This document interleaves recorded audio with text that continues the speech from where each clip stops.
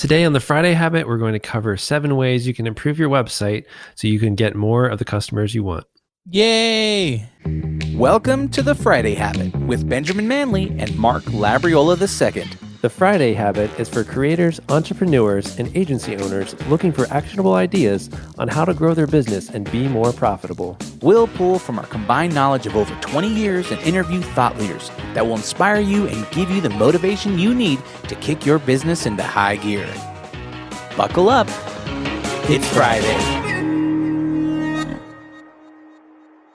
What's up, Mark? How's it going? Hey, I am doing great. I'm excited for today's episode because I feel like everybody has a website these days, and a lot of times they're crappy. There are a lot of crappy websites out there. It's unfortunate, but it's true. It's true. And it seems like there might be 7 ways that we could improve sites. But before we do that, why don't we just tell people what we've been up to lately? Hey, Mark, are you for real with that radio voice? Is that your actual voice? We have a lot of fan questions. Is that just how you always talk, or is that... You know what? I always talk. I got my podcasting voice. You gotta really dig into the mic there and get that voice going. I'm just jealous. I mean, you got the perfect podcast voice, and I'm not even talking in the right part of my mic. Do we even want to talk about that on the show? I've been talking into the wrong side of my mic the whole show, and if I sound clearer than normal, there's a reason, because I'm talking into the right part of the mic. Yeah, well, we don't have to tell people our dirty laundry. Okay, yeah, just cut that out. No one will ever know. You're an expert, bro. That's what anybody needs to know is you're a professional podcaster. All right, so yeah, what have you been up to lately? What's going on with you? Every day is an adventure in the life of an agency owner. Also, the life of an entrepreneur. I feel like I'm always wanting to find like the next thing, or like, how can I be more efficient with my processes, and how can I be a better leader, and how can I be a better boss, all those other kind of things. So I've just been doing a lot of research on other agencies and how they operate and things like that. Been listening to another podcast that's pretty great it's by this guy named Jason Swank, and it's called The Smart Agency. Nice. And yeah, he's got a lot of great episodes that talk about a lot of things that I'm interested in right now. So cool. Yeah. Good recommendation. I'll have to check that out. So Whitney, our social media manager here at Knapsack, was out for the week on vacation, so I took over our Instagram account last week. That was the learning experience. It's so okay. So I was like, okay, this is going to be easy, right? It can't be that much hard work to manage an Instagram account. It's not necessarily hard, but it takes a lot of time. Like, as soon as you get in there, you get sucked in. Like, I don't know how, if you're a social media manager, how you can stay on task, because you're just interacting with people, and next thing you know, it's like 2 hours later, and you're like, oh my gosh, I've been talking to people on Instagram for 2 hours. I haven't got anything else done. It's quite a job. It is a vortex. I think it definitely is a full-time position. Yeah. Something that someone needs to spend a dedicated time to. So yeah, it takes a lot of time, but I also was like, this is pretty powerful. Instagram is a great way to make connections and reach out to people. I hadn't thought of a strategy before with social media. I've always thought of like, you put out your content and you hope people see it, interact with you. But instead, we've been a lot more proactive to go out and see people that are liking, certain hashtags or following hashtags that we also care about, finding people with alignment, and then actually just showing real interest in what they're posting and saying, hey, this is really awesome, and trying to interact with people and like engage with them on their level instead of trying to get them to look at our stuff. And people really have been, engaging with us and then contacting us about stuff because we've talked to them. And I'm just like, I know that's like social media 101, you're like the expert at that stuff. But to me, I was like, wow, like you can actually be interested in other people and they care about you too. Yeah, it is pretty interesting. There was this just recently, actually, I found this YouTube channel and where they do like covers of songs, like in a funky way, and it was so awesome. And I saw this microphone that they were using, and I was like, I'm a gear hound. I like tech and mics and all these other kind of things. And I'm like, what mic is that? And I was like Googling everything I could kind of see about the mic. I was trying to Google, and I was looking at Google images, like hundreds of images. I couldn't find what mic this was. And I was like, this sounds it's like such a great sounding mic. And so then I just scrolled down the YouTube video, and there was this guy who produced it, the music. And so I just went on Instagram, found him, and I messaged him on Instagram like, hey, what was was that mic? And he's like, he just responded right away, like, hey, yeah, it was this ribbon mic, whatever. And I looked it up, it was like $1,000. I'm like, oh, that's out of my price range. That's amazing that you just could connect with him right on Instagram. Yeah. So social media is pretty cool like that. It's like you can connect with anybody. Anyways, this is like everybody knows this from 10 years ago. So let's move on to websites. Ben just found the internet. He's like, have you heard of Google? You can pretty much search for anything on the internet. It's amazing. So let me tell you about how to improve your website. Yeah. You know what? Let's talk about that. 7 ways. That seems like a lot of ways to improve one's website. I mean, honestly, it's hard for me not to say 99 ways to improve your website because there's so many opportunities for improvement. But hey, let's start with 7 and we'll try to keep it short and actionable. Yeah, that sounds good to me. So number 1 is make your text bite-sized. Principle here is people go onto a website, they don't want to scroll through and read paragraphs and paragraphs. If somebody sees a paragraph of text that is pretty big with no heading, they're probably just going to skip past it and not even read it. As you know, we've built, over 400 websites now. And that's one of the biggest mistakes that we see people make when they write content for their website. They just don't add little headings to pieces of text and they have really big blocks of text. And this means people probably aren't going to read what you have to say on your website.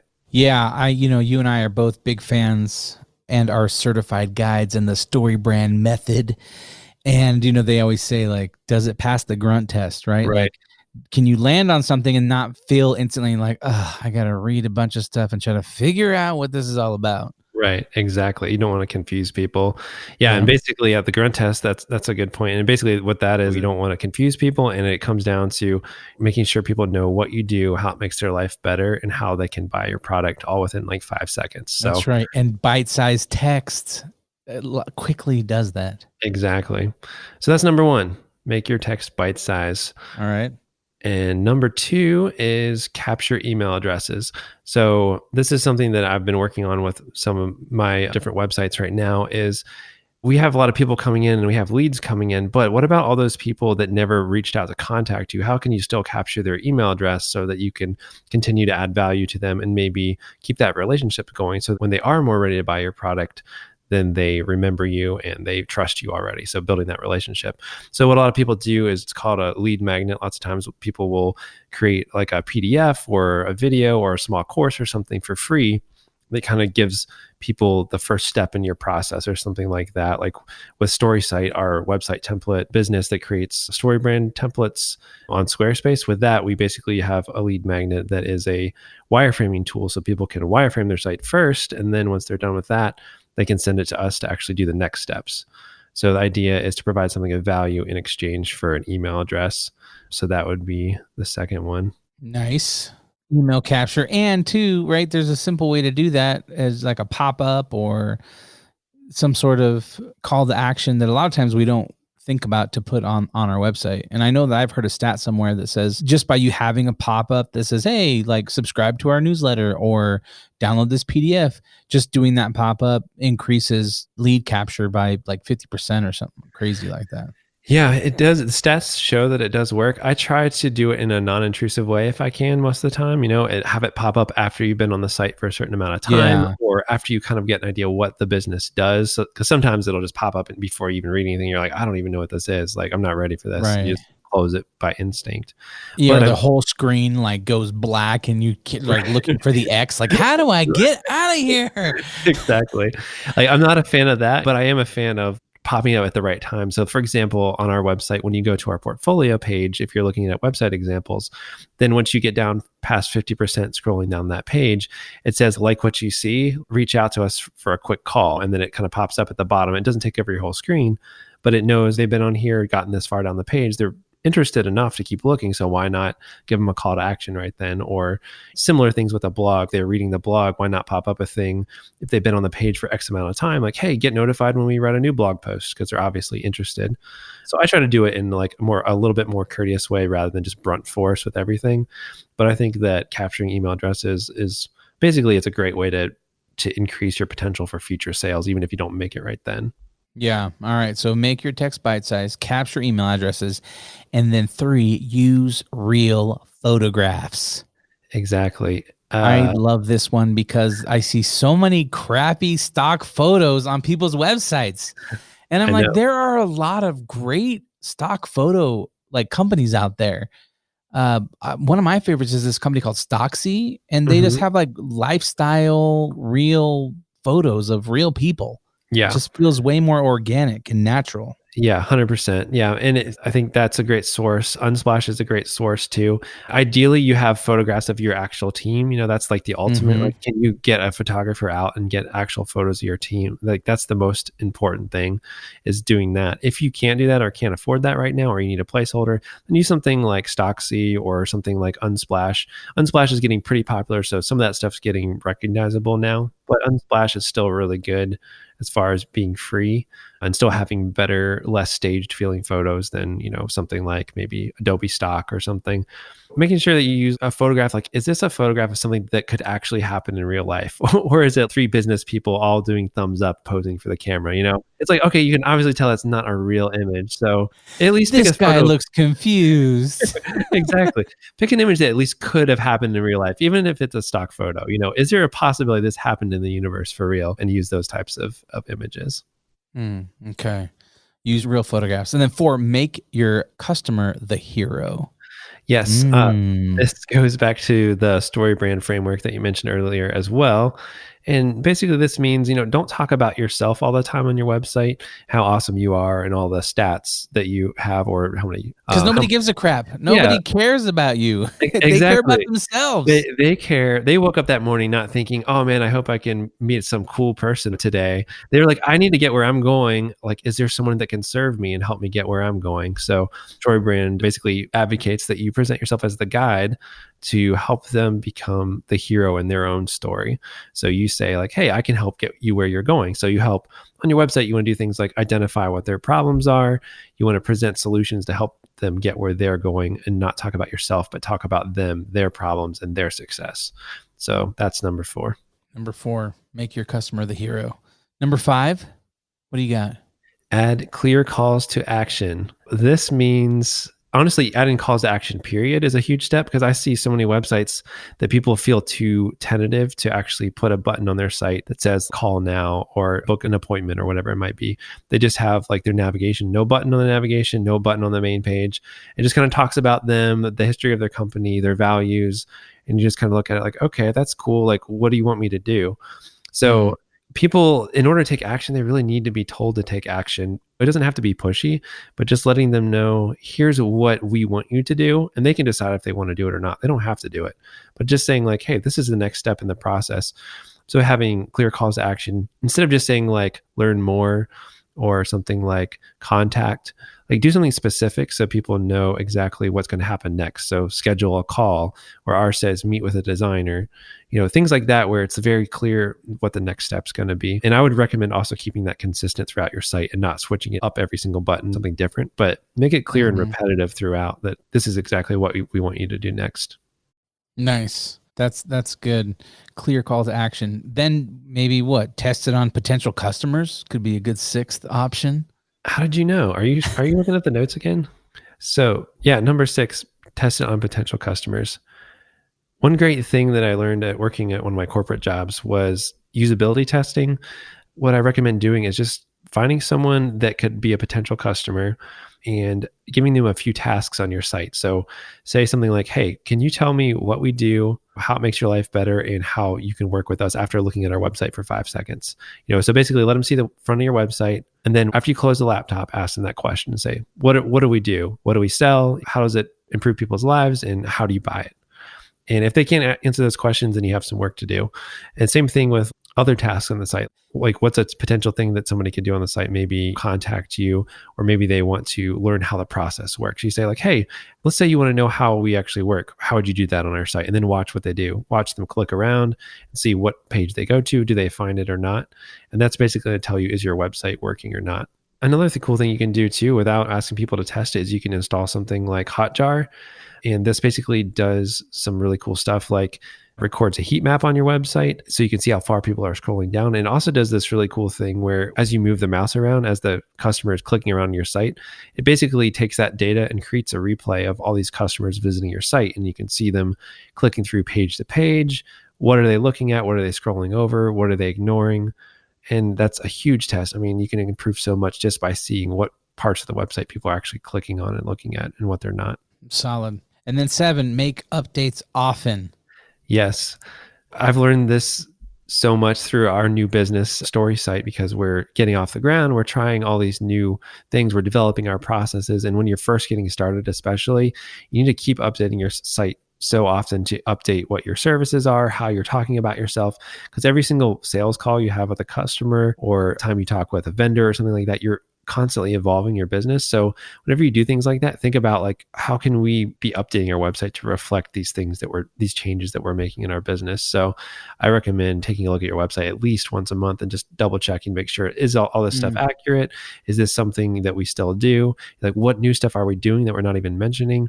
It's much less expensive for you to check once a month on your site and be like, oh, let's make a quick text update or a quick picture update than it is to wait for 2 years and have to do a full redesign because everything is irrelevant at this point. Yeah.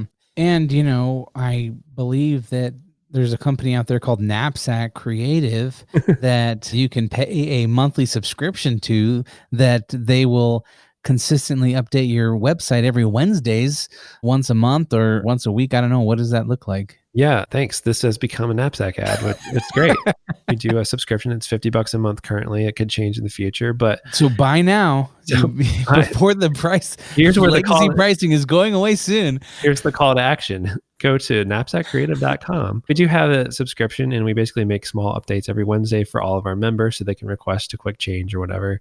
And then we also do a proactive kind of checking up on their site and saying like, hey, here's some recommendations we have for you. So it helps keep the site updated.